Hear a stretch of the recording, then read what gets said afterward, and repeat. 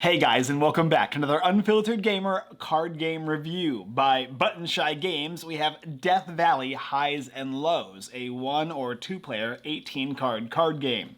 Button Shy Games makes tiny card games, which are consisted in these little wallets here. I've had a variety in my collection for some time, and basically how they work is you shuffle them up and then you play this 18 card game in a unique and interesting way.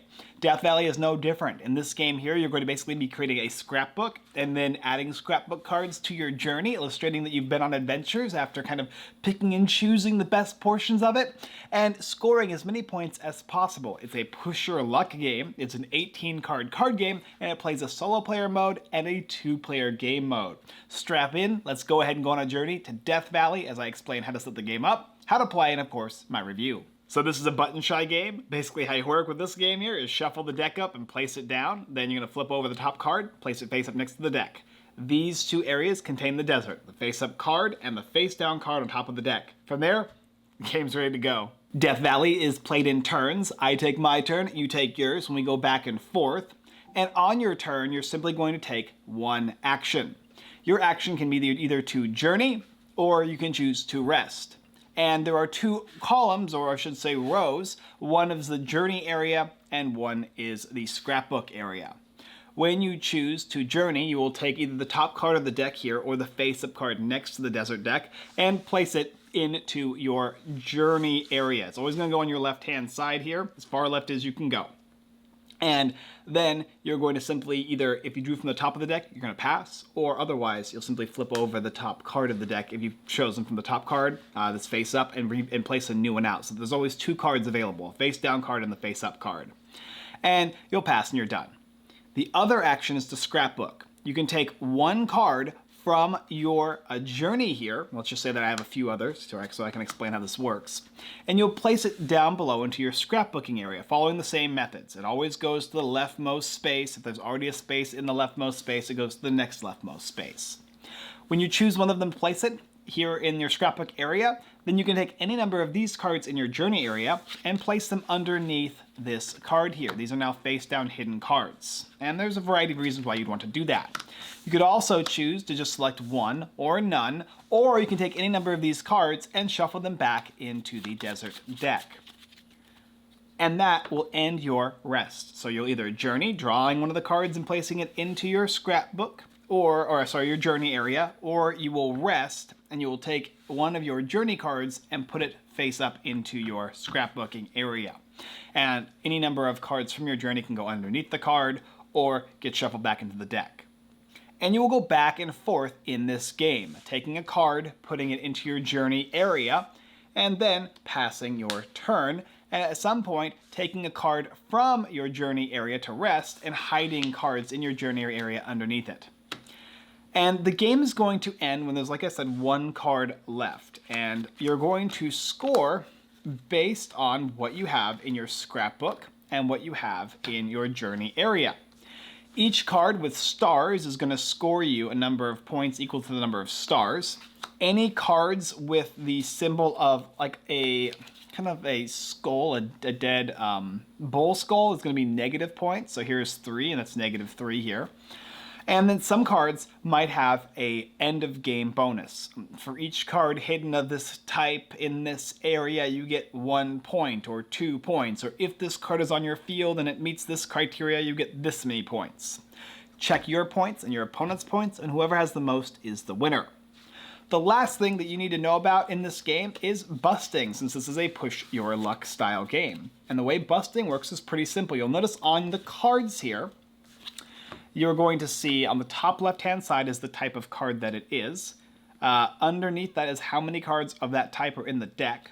Whether or not it has negative or positive points resides in the top portion of the card. The art, the name of the card, the special ability that is either a passive effect that happens throughout the entire game as long as it's on your field, or something that happens when you move it from a certain place to another place, or take an action. And then the bottom right is going to be your flavor text, something that's just kind of relevant to the game's story. I have a son here, but if at any point at the end of my turn, if I have 3 of the same card type on my field in either my journey or scrapbooking area, it doesn't really matter where they are, then I'm going to bust. And busting works like this. Basically, when you bust, your journey area is not safe. The top portion, your top column here, or top row. And you'll have to take one of those cards and discard that card forever. It's gone. And any of the other cards in that area will get shuffled back into the deck here. So you will lose those journey cards. However, cards in your scrapbook area are safe. So you will keep them, and they're still part of you busting, but you don't actually have to sacrifice them. And so that is how busting works in the game. So you have to be very careful when it comes to busting, because remember, points in your scrapbooking area are points you can keep at the end of the game, provided there's only one card left in the deck. And cards in your journey are safe, but count towards your busting, so to speak. And that's the basic idea of the game. Play back and forth, choosing to journey or rest up until there's one card left, count your points up, and whoever has the most is the winner. Let's talk about some unique cards, the review for the game, and all that good stuff. Death Valley Highs and Lows is basically a game where you'll be taking cards from Death Valley, putting it into your journey, the experience that you're having, and then eventually scrapbooking those experiences so that you can keep them in mind. It's also a way to keep score. These points down here are protected. It's very rare when you're going to be moving cards from the bottom area here into anywhere else, but it does happen. The majority of movement is going to be taking forth in your journey area. And this is always going to be a back and forth game. Just taking an action. The actions are simple. Taking the top card of the deck or the face-up card, and then positioning it just in line with the other player's cards, revealing new cards, and obviously doing what they say. And so a lot of these cards have unique effects, and I'll go over a few of them because why not? Desolate Canyon is worth -1 point. It is a water card, and it says that you get 2 points at the end of the game for every card in your discard pile. So it kind of actually makes you want to bust. Whereas Hell's Gate is worth 1 point. It's a star, it's a sun card, and it says you get 3 points if this card is the only sun in its row. And remember, sun is the most varied card. There are the most suns in the entire game. There's 6 of them. If you're checking to bust while you have Stovepipe Wells in play, you always can look at the card on its right and ignore the symbol. So it can allow you to have multiple extra suns when playing this card to protect yourself. Whereas Salt Creek says that at the start of your turn, you can hide one of your puppy feet underneath this card, or swap a hidden puppy feet with a card in your journey. I call them puppy feet, but they're paw prints. And it's going to allow you kind of moving cards back and forth and revealing them and adding them. It's kind of a unique bonus action that you can take. An Opera House says you get 1 point for every star on cards adjacent to it, but you're going to have negative points for this card here. Some cards are even more powerful but dangerous, like Last Chance Range. You get 4 straight up points with this card, but it says if you add another card to one of your rows and it makes you bust, you instantly just lose the game, ignoring the normal way in which the game is going to end. Surprise Canyon is after your action, you have to add the top card of your deck to the journey, giving you a stronger amount of actions, but the possibility of just busting and losing it all, especially at endgame. And they go on from there. Before you rest, you have to move this card from to your opponent's journey area. So it's a card that's only useful as the last card, kind of, where you want to keep this card without resting. So you're just playing a lot of cards in your journey as there's only 1 card left. And there's a variety of other cards that do that kind of thing. And there's also Mountain Lions. If you check and you bust, if you're checking to see if you bust, this is actually worth 2 paw prints as a card instead of just 1, because you only need 3. It's worth a lot of points, but there's the danger of this card possibly making you bust earlier than you would normally assume it would make you bust. And that's the game. That's Death Valley in a nutshell. It's a simple push your luck style game with 2 basic actions, but a lot of complexity, because each card kind of has you want to play the game in a certain way, and you have to choose how and what cards you want to use. Maybe I'll take this card that says that any card adjacent to it is any cards adjacent to this card are considered adjacent to each other, and use those in some type of tandem. Or perhaps I really don't need this card. I want to actually scrapbook this Kangaroo Rats, and I want to go ahead and hide this card underneath it. And it's going to be a card that is no longer in the deck. I don't have to worry about busting with it because it's never going to see play again as long as it's under here. And you get to kind of pick and choose the cards that kind of come in front of you as you're drawing out new cards and placing them down into your journey, which eventually you'll be able to scrapbook. And other times you don't want to scrapbook cards underneath the card that you're placing down here. It's only a benefit if you're worried about busting. So you can kind of set out and design your layout. The other reason why you'd want to hide cards is the more cards you hide, the less cards your opponent will get, and the less possibility that they're going to score. Leaving certain cards in the deck, like a bunch of sun cards, whereas everything else has now been added to a scrapbook or on a journey, can result in you consistently busting. So there is the one major issue I have with the game where some cards kind of force you to not be able, like if you just happen to draw the singular card that says every time you rest, this card goes to, here's one. Before you rest, shuffle this card and a card in your opponent's journey back into the deck.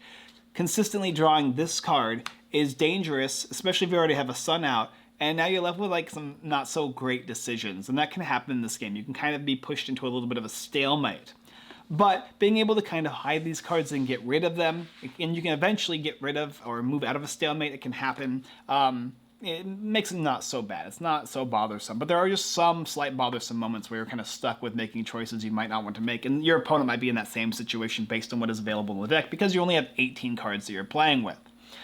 That being said, the uniqueness of each card having its own kind of aspect to it, and even though a sun card might entail all the other sun cards, they kind of don't all play the same, they don't all function the same. It makes for unique gameplay. I feel like every time I draw a card, it changes my playstyle just a little bit. When I get something like, Benefact Ridge, it says before I rest, I shuffle the card in, and so on and so forth, and when I just explain. Now, I might not want to rest next turn. Maybe I want to simply draw again, and then maybe draw again. And then when I rest, this card's gonna go, obviously, back into the deck, and I can get rid of my opponent's cards. It's kind of more of a mean card, and then I can actually utilize my rest action. Whereas I'm never gonna actually be able to rest with this card, so it changes the way in which I was going to play the game originally. This is a deeper game, and definitely a more complex game than a lot of the other ones. It's actually a little longer than I thought it was going to be. I thought it was going to be a pretty quick back and forth game, and I was like, how is this game going to be 15 minutes? And it's because the game actually kind of forces you to kind of refresh itself in certain ways with certain cards. It doesn't always let you just, simply take, and rest. Take, and rest. That's never going to be the case most of the time, and you have to actually form combinations. It's also likely that you will bust in this game, at least once, if not more, each time you play it, because sometimes it's better to bust than not to bust, and it really just depends on your strategy, because you don't necessarily lose points, you can just fall behind. Unless you're trying to bust, in which case you can fall ahead. Kind of an interesting aspect to the game. As far as the artwork goes, it's all this kind of like cool, stylized painting artwork. It looks good. I like the different little flavor text added to each of the cards. I love the stylization, how each card functions a little differently. And it looks like a nice, beautiful little panorama that connects itself to kind of what your journey is throughout Death Valley. Now, I live near Death Valley, and I can't say I remember exactly everything here looking like this. It's a little more beautiful than what I remember from Baker, but nevertheless, it's beautiful artwork. It's a fun game. It's deeply strategic. It's probably one of the more strategic style games. It plays really well 2 players. I play the single player game, and it starts off fairly simple, and then you can increase its complexity to being almost near impossible, like really, really hard. And so there's a wide variety of ways to play the game and replayability in a small 18-card game. Once again, these guys, little button-shy games, another solid choice for an 18-card game. I think this one's going to do really well. I think it's going to be very heavily liked by certain people. Some players might not like the aspect of kind of getting stuck in a rut on the occasion, which happened to us once out of the 3 games we played, but knowing that's a possibility can kind of push people away. Otherwise, though, an excellent game, beautiful artwork, solid game design. I really enjoyed Death Valley Highs and Lows. And also, I hear there's expansions. They talk about expansions in the game, so that's kind of a cool little addition. I'll be looking to check that out as well. Thank you guys for watching another Unfiltered Gamer board game review for the game Death Valley Highs and Lows by Button Shy Games. If you're interested in picking up this 18-card game or any of their other titles, I've reviewed a number of them in the past, and so it's now up to you to go ahead and take a look at them. Small, portable little games, great series of games, and a lot of fun. Then you can go ahead and do so in the link. You can also go ahead and subscribe, hit the subscribe button, the bell notification button, see more videos that we create just like this one here. We show off these games live and on review, and other games. It's every Sunday at 6:30 p.m. PST. This is the last Sunday where I didn't do it, but next Sunday we're starting back up. My PC is good and rocking and rolling once again, so huzzah, it has been fixed. Thank you guys so much for watching, and as always, I look forward to venturing out into Death Valley with you next time.